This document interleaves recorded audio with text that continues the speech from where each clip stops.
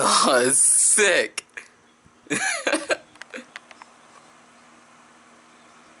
Yo, I'm like just straight up grease. I'm so greasy. You could take a towel, wipe my face, and wring that grease out to make chitlins. I'm so greasy, people don't say they want to go to Greece. They say they want to go to Larry. You ever like drink a soda or something and like a lump goes down your throat and you're wondering like, what was that? Completely off topic. Okay, check out this shirt. That's sick, right? Wanna know what else is sick? Me, when nobody slithers into my DMs. Kidding! Everybody slithers into my DMs these days. What? Who said that? Alright, so like a typical YouTuber getting DMs like, you're a really cool YouTuber. And then me, I'm getting like suicide notes. And like all these kids saying that I basically saved their lives. It's fucking crazy, dude. What? What? Again, like, who am I? Little black dude in a flexi-cap and a shark tooth necklace, like what the heck? Voice cracking every few seconds. Yeah. Okay, so, all you math teachers, take notes. The kids don't want math, they want entertainment. Okay, so instead of saying, do your math homework tonight, say, go watch some cartoons. And honestly, I can see it. My channel is kind of like a cartoon. You see what I'm trying to say? People come to me for an escape, and before I knew it, it was becoming more than an escape. More of a hope. I didn't know before, but my story actually relates to a lot of people. I know most of you probably heard it before, but you don't quite believe it until it actually happens. It's the phrase, there's people out there just like you. And you think like, nah, not just like me. I'm fuzzing different. People go through the same exact situations and it's just so weird. And let me tell you guys how I know. So, you guys come to my DMs telling me these stories about your life that like pretty much exactly align to everything that I've been through, you know, to a certain extent. Of course, some of you guys aren't as bad and some of you guys are actually worse. But it's like, I can relate, and you guys know that. So many of you guys talk to me on a level like you've known me for years. And like, that's cool. I'm totally fine with that. I mean, you guys are my odd homies. You know, you can trust this guy. I mean, look at this face.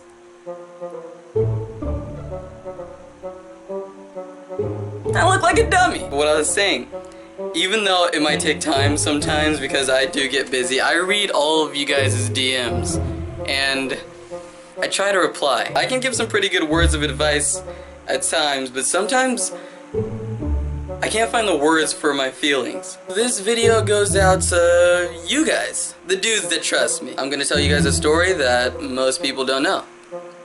Alright. Time to get depressed. Not even joking. Hey yo Tony, when I say it's time to get depressed, I want you to turn on the depressing music, will ya? Sheesh. What do I pay you for? Alright, so it was about the second quarter of 11th grade. And I was starting to have a really tough time in all of my classes, and I mean, I've always had a tough time in my classes since elementary school. And that's the reason I was in the slow classes in elementary. 3rd grade, they had me in counseling like something was wrong with me. But I didn't really trip. That was like a get out of class free card. I mean, I liked it. I'd be chilling in the room playing with Legos and she's asking me questions like, how do certain things make me feel? What? Legos make me happy and math homework makes me sad.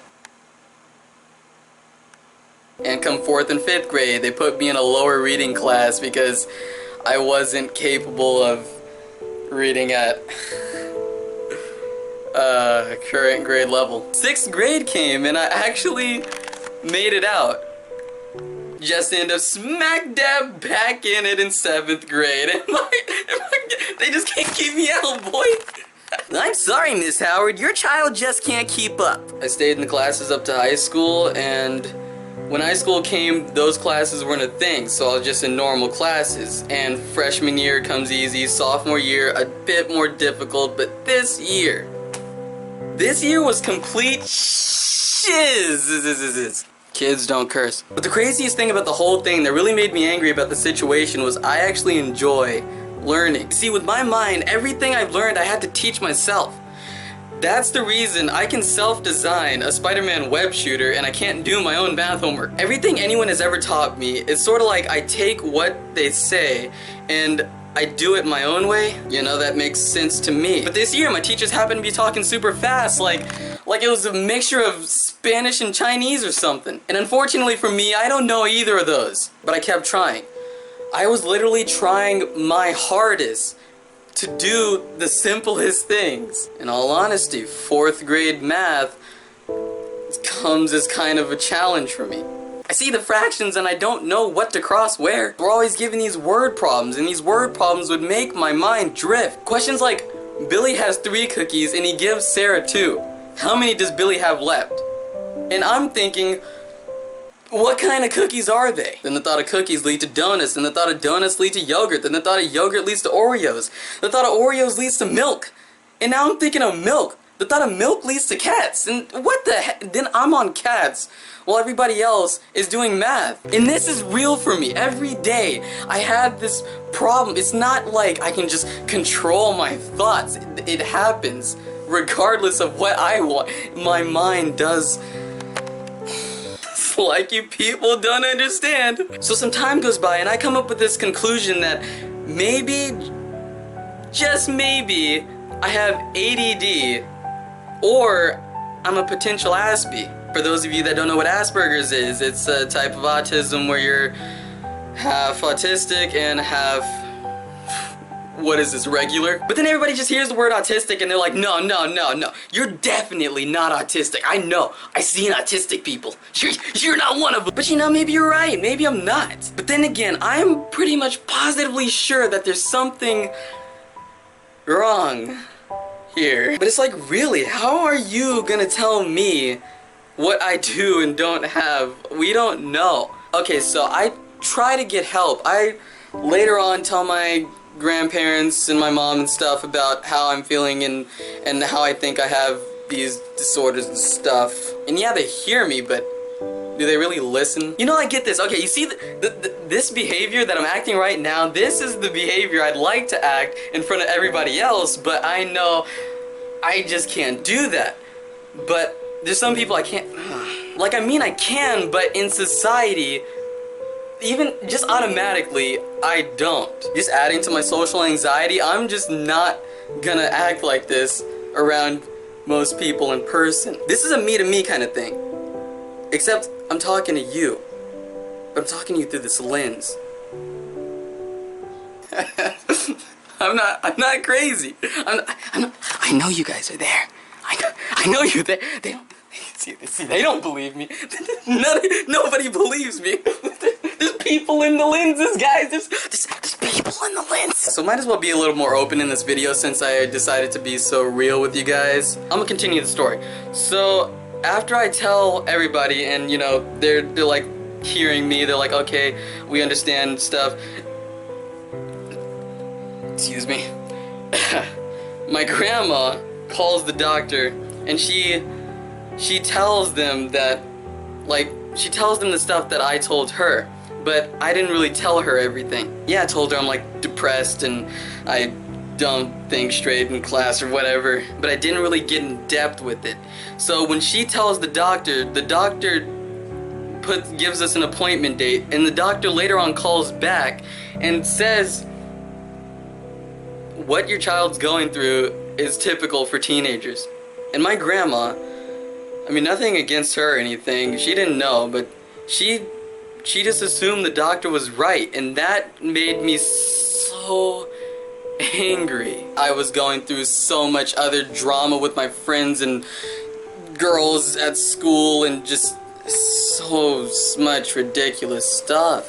I walk in this room, chuck my keys so hard at my window, start pacing back and forth, voices, delusions, deranged thoughts. I've kept on pacing, voices going through my head, and I swung at my desk. I then dislocated my ring finger, shattered my metacarpal, and cracked part of my wrist. I'm still kind of fuzzy on actually what happened, but then I remember collapsing to the floor and bashing my head repeatedly into that wall right there. I kept hitting the back of my head against that wall until I thought I would fracture my skull. And I don't know, I guess I just stopped, sat there, just thought for a really long time. And yeah, that was one of the worst moments of my life.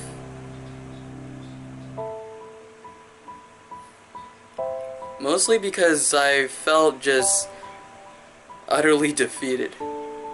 And I'm gonna say this now, I'm pretty sure someone out there can relate. But what you guys don't know is during that time, you actually saved me. There's a list of reasons of why you shouldn't give up. And hope is one of them. And you guys give me hope. And the craziest part of that story is the ending. And I'm gonna tell you guys this. I'm doing great. I have everything that I prayed for. Let me put you guys on a tripod. So you see, like, I have you guys, great friends, great family, person in my life that I love so much. That was kind of weird. I didn't expect to do that. Damn. Must be all the emotions coming out of me. But with this, with having so much, I'm afraid. I'm scared that one of these days you guys are just gonna stop watching me. I'm scared that my friends will move away. I'm scared that I'm gonna lose that person I love. But I don't show that. Nobody shows that. I just really wanted to be honest with you guys completely today. I still don't know what's wrong with me.